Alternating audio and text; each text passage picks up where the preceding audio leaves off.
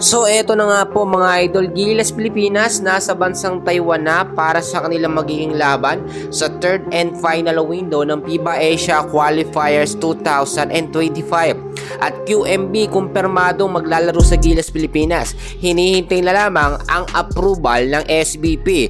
And bago ho natin yan ipagpatuloy, huwag niyo munang kakalimutan na i-like at i-subscribe ang ating channel. Maraming salamat po. Bago ang unang laban ng Gilas Pilipinas kontra sa koponan ng Chinese Taipei mga kaibigan, sumabak muna sila sa practice or ensayo para makuha ang chemistry ng mga player po ng Gilas Pilipinas.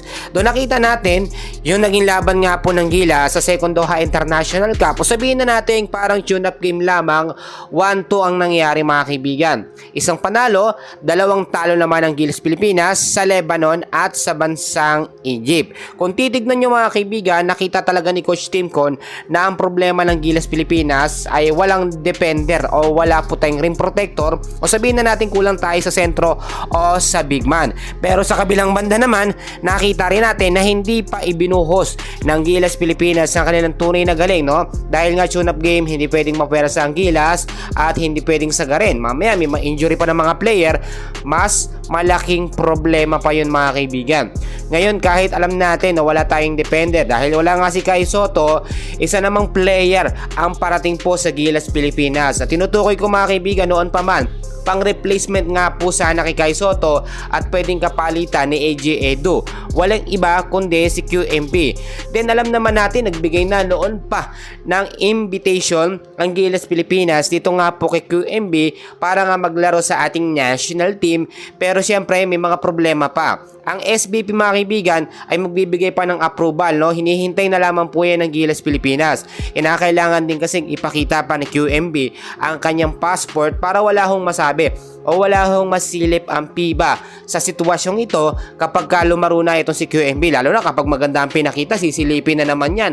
Mamaya mabawi na naman o magkaroon na naman ng aberya sa magiging laban ng Gilas dito nga po sa FIBA Asia Qualifiers. Ang unang laban kontra sa Chinese Taipei mga kaibigan, magaganap po yan alas 7 ng gabi ng February 20. Ito pang isang kinakabahala natin mga kaibigan dahil alam nyo naman, FIBA Asia Qualifiers ito, inaasahan natin dito yung mga dirty tactics, yung sinasabi natin mapagsamantalang pamamaraan nga po ng kalaban. Hindi ko naman hinuhusgahan ng Chinese Taipei, pero usually nangyayari yan. Gustong-gusto talaga nila talunin ng Gilas Pilipinas. Pero alam natin na problema tayo ngayon dahil nga po wala si Kai Sotto na siya talagang nagbibigay ng malakas na depensa sa ating national team. Kinakailangan makagawa ng plan B. Ito nga pong si Coach Timcon.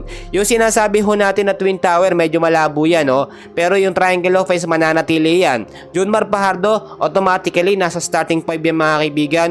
Justin Brownlee, alam natin laging kasama yan. Dwight Ramos, etong si AJ Edu, pwedeng palitan ho ni QMB kung sakasakali nga po mga kaibigan na makapaglaro siya dito sa FIBA Asia Qualifiers 2025. Hindi lang naman Chinese Taipei ng ating kinakabahala at pinaghahandaan.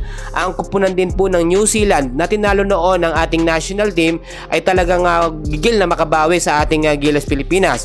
Pero nakita nyo dahil walang Kai Sotto, sasamantalahin ho yan ng New Zealand. Sa pagkakatong ito mga kaibigan ay dumadaan na rin sa matinding ensayo at pagka-practice ng ating Gilas Pilipinas. Yung sistema ni Coach Timcon hindi mapag-aralan o dapat hindi malaman ng kalaban. Pero dahil nga po napanood or na broadcast yung naging laban ng Gilas natin dito nga po sa bansang Lebanon at sa bansang Egypt, talo ang ating national team, hindi nyo ba naisip na paraan lamang yan ni Coach Timcon para mukhang maging mahina ang ating national team? Kapag kasi nakita ng kalaban na mahina naman ng Gilas Pilipinas dahil walang Kai Sotto, ibubuhos nila ang kanilang tunay na galing o hindi sila magiging sure o makakampante sila na mananalo dito sa ating Gilas Pilipinas.